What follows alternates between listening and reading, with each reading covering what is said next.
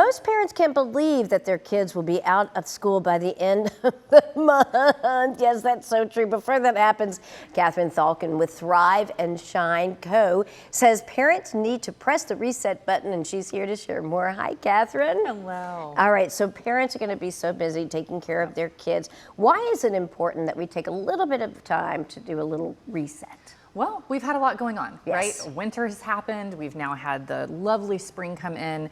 There are sports, activities, graduations, tons of things that have gone on. So we may have gotten a little off kilter.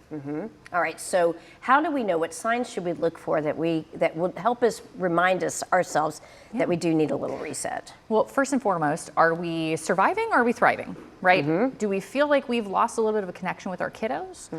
One question that I always take as a temperature check is, where is your patience level? Has it gone away with your children or even with other people? And so that tells us that, hey, we need to do a little reset It's here. time. And something else that I really appreciate, you say that it's important for not just the kids, but for the parents to manage expectations. Correct. So it's one of those things where, again, we've asked our kiddos all year long to be in school, be structured, do all these things, and then we get towards the end of it to the finish line, and we're wondering, why are we having these behavioral issues? Why are we having these things go on?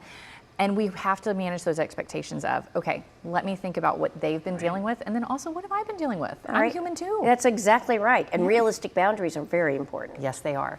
So boundaries, I always say that they're one of those that they help us understand where we need to be between point A and point B, right? And so everybody should have some boundaries, understand and get those figured out for your family. Okay, this is going to be really helpful. You've got some very simple strategies that parents can use to reduce the stress and also boost an actual connection between you and your child. Yes. So 5-minute check-ins are one of the ones that I love to recommend to parents because it's one of those where it doesn't take you very much time. It's literally 5-minute connection check-ins with your kiddos each and every day. We also want to talk about, hey, are we scheduling downtime? Is that something that's happening? Because we're go, go, go. But guess what? Studies tell us and show us that kiddos actually need downtime. They need unstructured time to be able to rest and reset. And we've got to put that in the calendar too. It's just as much of a priority. Okay, you also say you need to really prepare for a smoother transition. Yeah, so again, we've had all of this structure put in all year long. Everything's been going on. And if we don't plan for unstructured time, then we're going to lose our minds basically, right?